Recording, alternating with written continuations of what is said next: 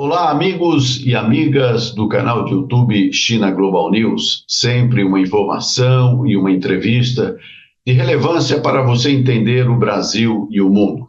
Na edição de hoje, eu converso com Carlos Alberto Libânio Cristo, conhecido como Frei Beto, que você vai conhecer agora.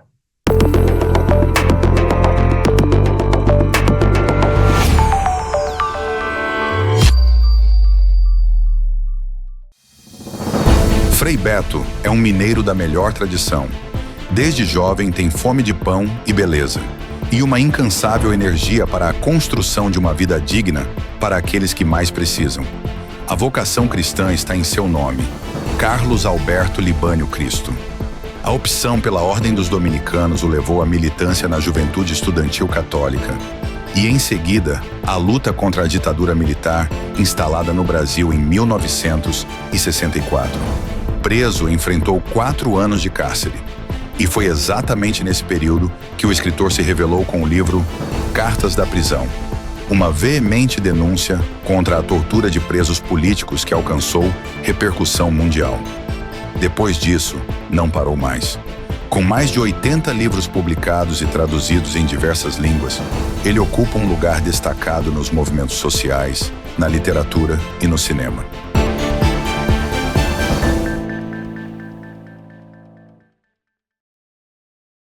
Bem-vindo ao China Global News, Frei Beto.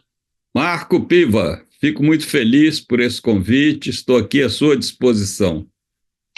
E temos muito a falar, embora num espaço não tão longo, mas eu queria começar com uma coisa mais recente da sua carreira. Você tem uma obra literária muito extensa, são dezenas e dezenas de livros, traduzidos em vários países, e agora, mais recentemente, o lançamento de um filme sobre a sua obra literária. Então, eu gostaria que você falasse um pouco sobre isso. Na verdade, estão sendo feitos vários documentários sobre a minha trajetória. E por esses dias de outubro, novembro, está sendo lançado o documentário Múltiplos, que é sobre a minha obra literária, especificamente sobre os 81 livros que eu já escrevi, que foram publicados. E esse documentário foi dirigido por Evanise Sidal e Américo Freire, que são os meus biógrafos, né? Eles lançaram pela editora Civilização Brasileira a minha biografia, e já tinham lançado um documentário anterior, que é A Cabeça Pensa Onde os Pés Pisam, a respeito da minha atividade em educação popular. Esse documentário, A Cabeça Pensa Onde os Pés Pisam, pode ser encontrado aí por o pessoal que nos acompanha no YouTube. E esse outro Múltiplos, A Vida Literária de Frei Beto, ele estará também no YouTube agora em novembro. Eu creio que depois do dia 10 de novembro. E estão preparando mais 2 documentários, um a respeito do meu trabalho com movimentos sociais e pastorais e outro especificamente a respeito do livro Cartas da Prisão. E haverá um outro filme, que é um longa de ficção, baseado também na minha trajetória, que será estrelado pelo Henrique Dias, que é um ator da TV Globo e muito meu amigo. Por outro lado, o diretor Roberto Mader está preparando também 3 documentários a respeito da minha atividade. Enfim, é bastante coisa que está sendo preparada aí para chegar ao público brevemente. E é num momento importante, onde o cinema nacional, ele tem tido cada vez mais relevância. Tivemos aí também o Oscar para o filme Ainda Estou Aqui, do Walter Salles, né? E você falando da sua obra literária e sendo levada para as telinhas, também eu estou lembrando aqui do Batismo de Sangue, que foi um filme muito importante, não é? Sim, dirigido pelo Elvésio Raton, baseado no meu livro, que ganhou o prêmio Jabuti de Memórias, em 1982, creio.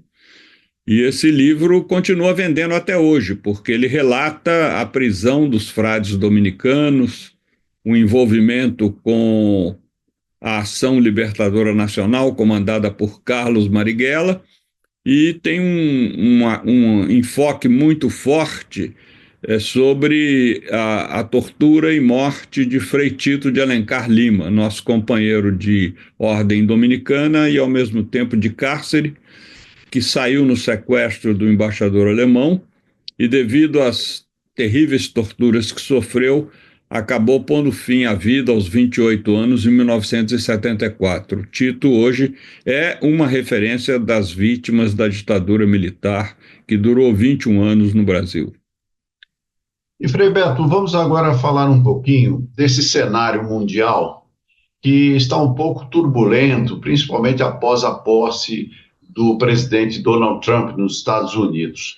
Ele tem imposto uma série de tarifas aos países, mexeu muito com o comércio internacional e agora está, inclusive, com uma ofensiva sobre a Venezuela e com uma briga bastante grande com a Colômbia, com o presidente da Colômbia, Gustavo Petro. Como é que você analisa a relação dos Estados Unidos com a América Latina na atual conjuntura?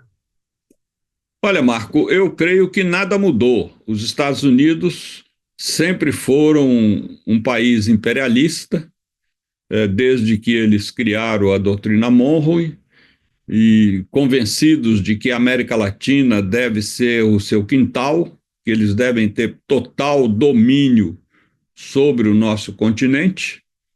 Inclusive, equivocadamente, a gente se refere aos habitantes dos Estados Unidos como americanos. Americanos somos todos nós que vivemos nesse continente.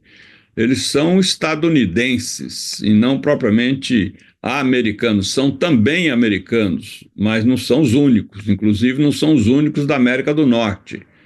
O Canadá, o Alasca, bem, o Alasca faz parte do território dos Estados Unidos, mas o México também são parte do norte do continente americano.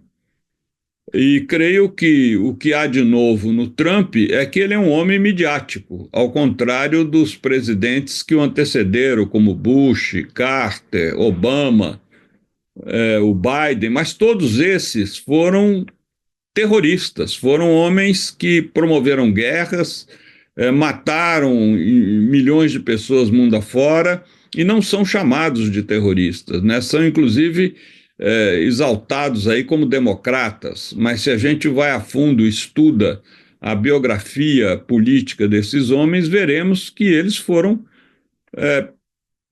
pessoas que comandaram um país para intervir em outros, derrubar governos, sequestrar supostos terroristas mundo afora e levar para a base de Guantánamo, em Cuba, né? Essa base que os Estados Unidos ocupam desde o final do século XIX, ilegalmente e injustamente, e tanto os Estados Unidos ficam falando em democracia, em soberania, em independência, e por que não devolvem essa base de Guantánamo à soberania cubana, ou por que não devolvem Porto Rico, que hoje é uma colônia totalmente dominada pelos Estados Unidos, aos seus habitantes, aos porto-riquenhos.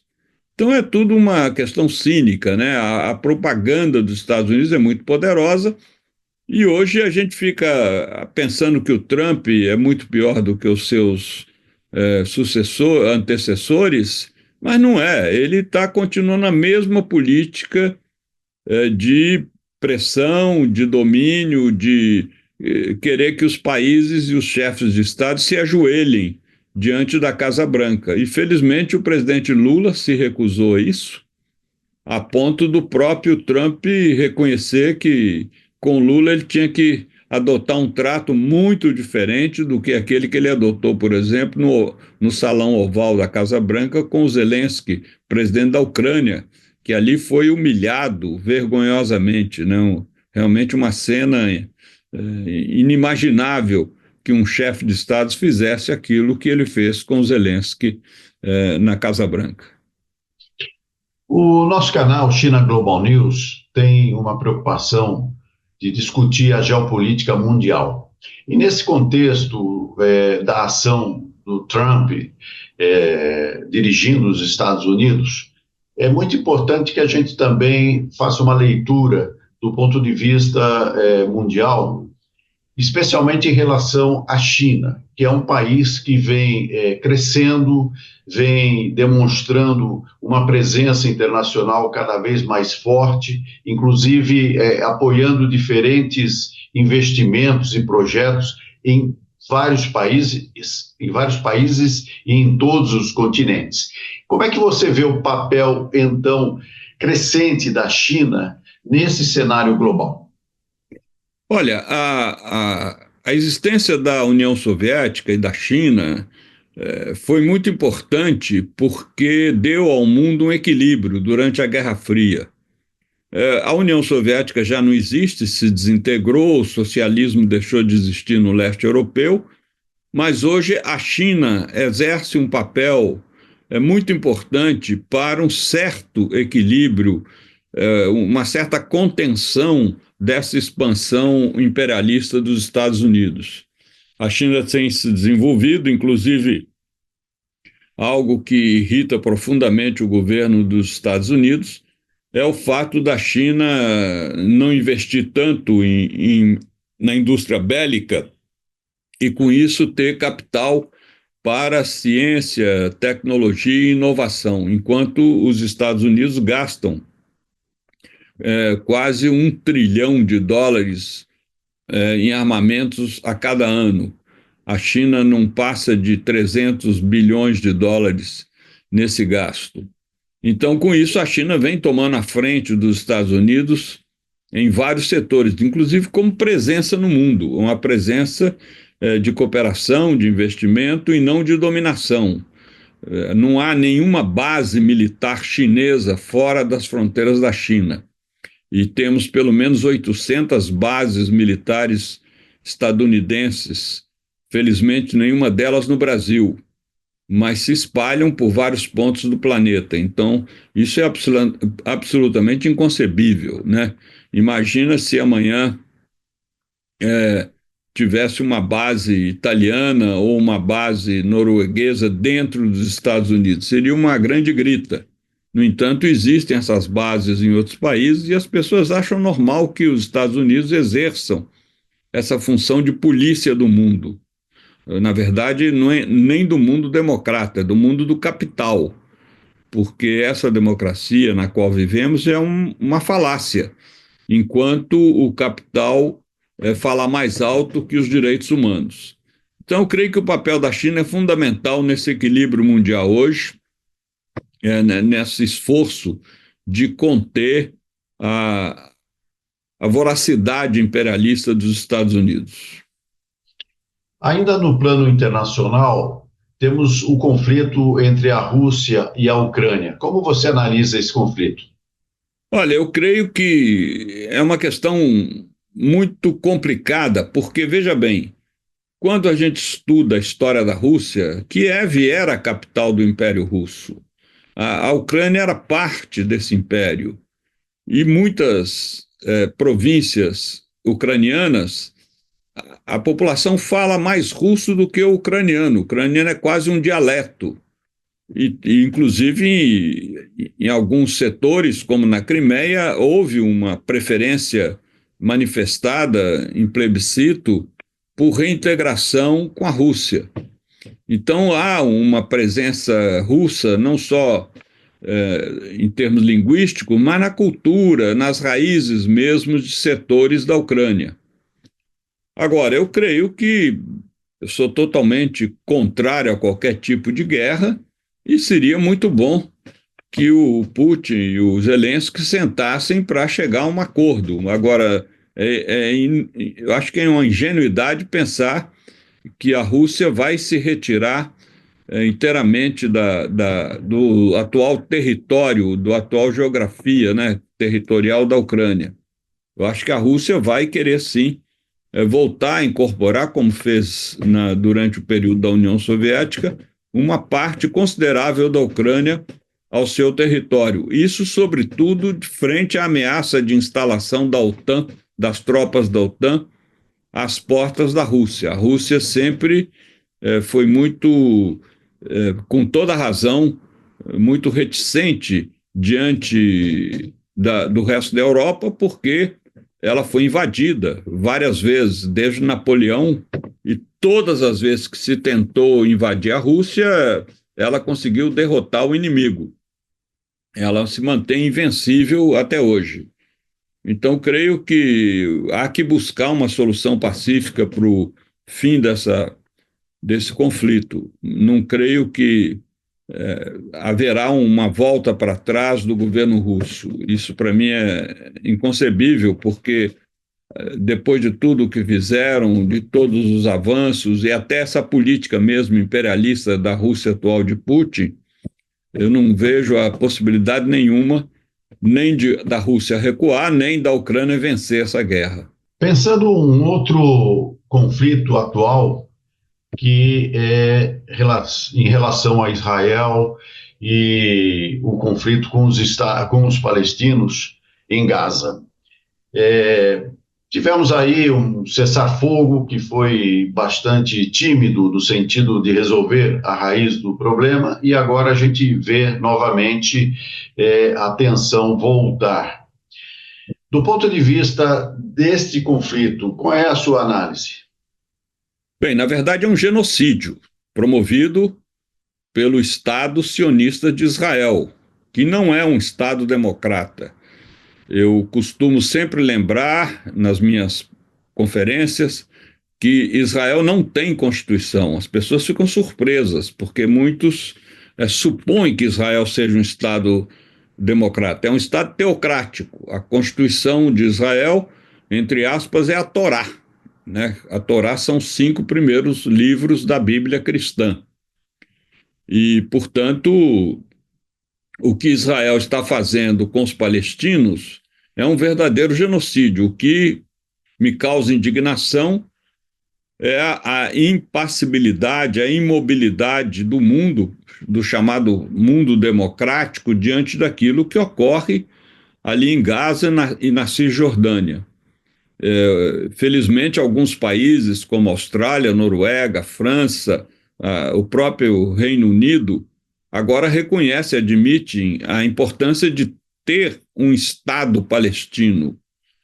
E Israel não admite essa possibilidade porque invadiu aquelas terras, como bem descreve o livro de Josué na Bíblia, como é que os hebreus invadiram aquela região habitada pelos povos semitas. Os povos semitas são os atuais palestinos, né? Os povos os cananeus e outros que povoavam aquela região muito antes da chegada dos hebreus. Então não faz sentido nenhum permanecer. Claro que é muito difícil retirar a população judaica de Israel, mas é muito fácil, basta querer, o conjunto dos países apoiar a formação de um Estado palestino.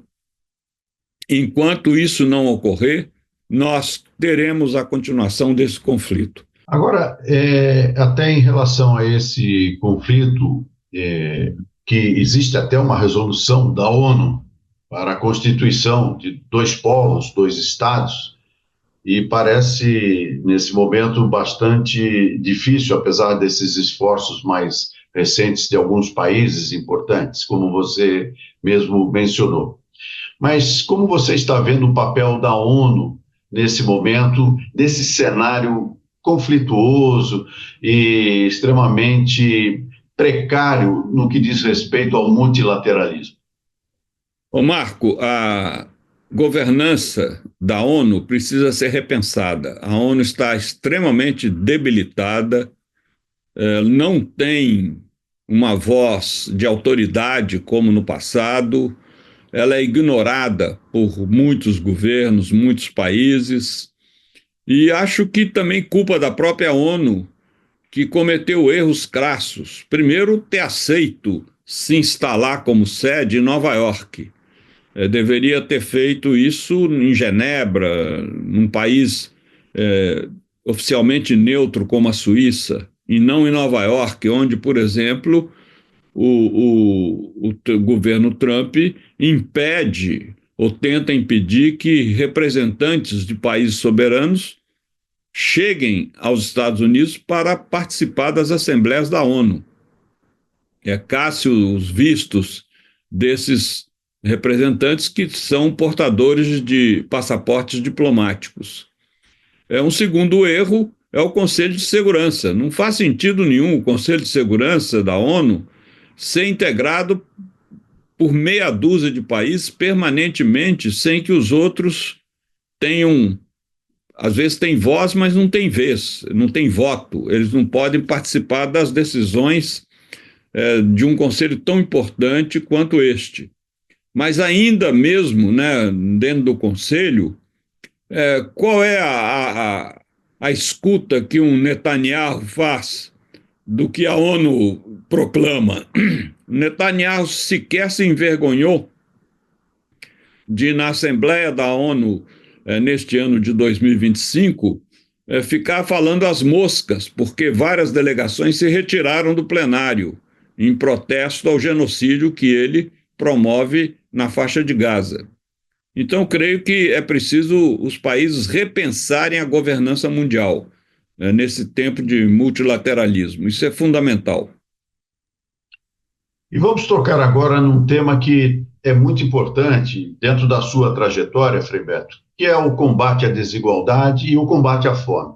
O presidente Lula lançou uma aliança global, esteve, inclusive, recentemente com o Papa em Roma, foi uma primeira visita, um primeiro encontro. Como é que você está vendo o combate à fome no mundo? Olha, Marco, isso mostra muito bem o tipo de mundo, de momento mundial em que vivemos. Quando a União Europeia, atendendo a um apelo dos Estados Unidos, imediatamente decide desembolsar 800 bilhões de euros para financiar armamentos, financiar instrumentos de morte, e não é capaz de desembolsar um terço, um quarto disso para erradicar a fome no mundo, que hoje, pelas estatísticas oficiais da FAO, a fome compromete a sobrevivência de quase 1 milhão de pessoas. E isso é muito grave, sem contar aquelas que vivem em estado de uma semi-desnutrição. Ou seja, eles comem, mas não comem os ingredientes essenciais para uma boa saúde. Então é muito importante que a gente denuncie essa falácia, né, de que democracia é essa em que os países têm sempre recursos para a guerra e não para tirar vidas e não têm recursos para proteger e promover vidas, seja na questão do combate à fome, seja na questão da proteção ambiental, né? Todos os acordos, agora estamos à véspera da COP30 aqui no Brasil, em Belém, capital do Pará, e mais uma vez veremos o quê? Uma demagogia de muitos tratados, muitas promessas, muitos planos, mas que não são levados a efeito. Os estados, os governos, continuam gastando muito mais na promoção da morte do que na promoção da vida. Isso revela como ainda vivemos numa sociedade necrófila, né? O capitalismo ele é intrinsecamente necrófilo. Ou seja, pela vida do capital, ele é capaz de sacrificar vidas humanas. Finalmente, para que a gente possa encerrar essa entrevista, eu gostaria que você falasse um pouco mais sobre a questão ambiental. Você tocou rapidamente e relacionando a questão ambiental com o combate à fome e à desigualdade, mas qual é o futuro do planeta?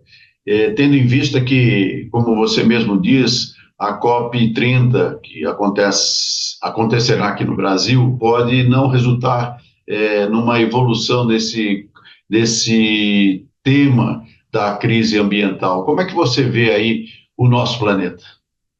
Olha, eu vejo que o nosso planeta está chegando a um ponto de não retorno, está chegando a um ponto de.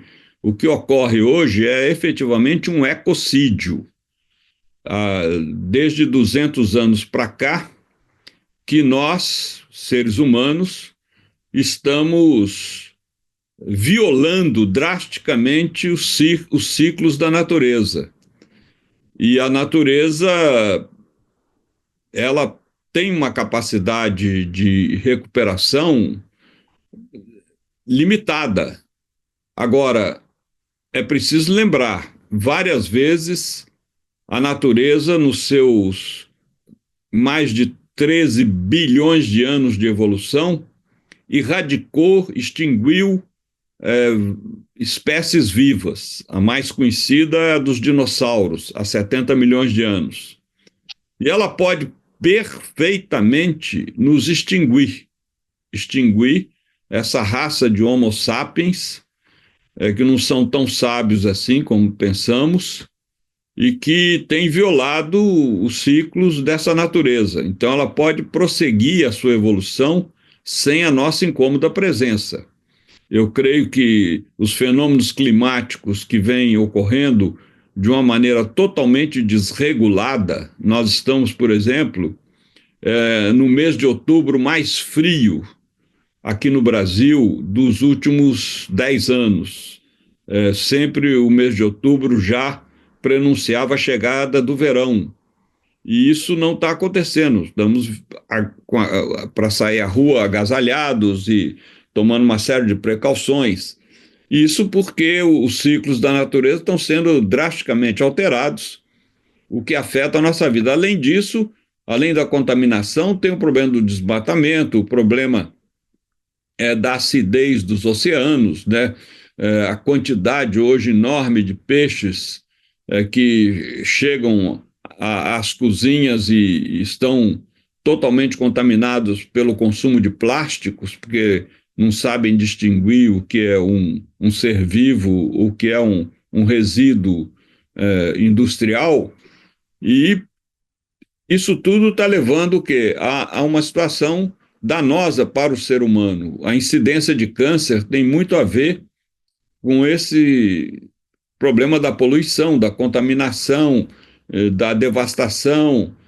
Então, não só nós temos hoje grandes ciclos, grandes períodos de aridez, de falta de chuva, de irrigação, como às vezes temos catástrofes monumentais que vêm e, em vez de favorecer o cultivo, destrói, porque são furacões, tufões, até tsunami, coisa que não ocorria há muitas décadas, voltaram a ocorrer agora recentemente. Então, eu creio que a questão ecológica é uma questão política seríssima, que nós precisamos nos atentar a ela e precisamos nos mobilizar, principalmente agora diante da COP, para alertar a população mundial a respeito da preservação do planeta. E eu espero que na COP os povos indígenas, que são os principais habitantes da região amazônica, onde se realiza a COP, tenham um protagonismo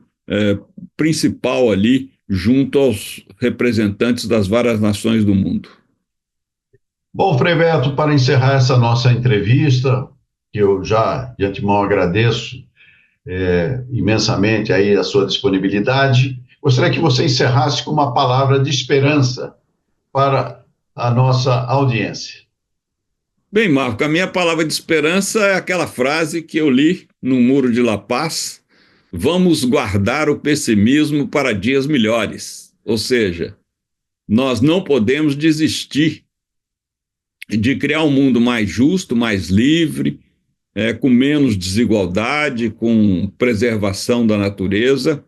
E para isso é preciso que cada um de nós se convença de que, ainda que a gente não participe da colheita, pelo menos se disponha a morrer semente. Muito obrigado, um grande abraço a todos e todas que nos acompanharam aqui. Muito bem, esta foi a entrevista com Carlos Alberto Libânio Cristo, o Frei Beto, que traz aqui reflexões importantes, não só para a gente analisar o cotidiano de cada dia, mas também o próprio futuro da humanidade. E você sabe, o China Global News é um canal de YouTube que precisa da sua audiência. Faça sua inscrição, é gratuito, é rapidinho, acompanhe as nossas redes sociais. E você terá sempre em nosso canal uma boa discussão sobre a geopolítica mundial. Eu agradeço a sua audiência e voltamos em uma próxima entrevista.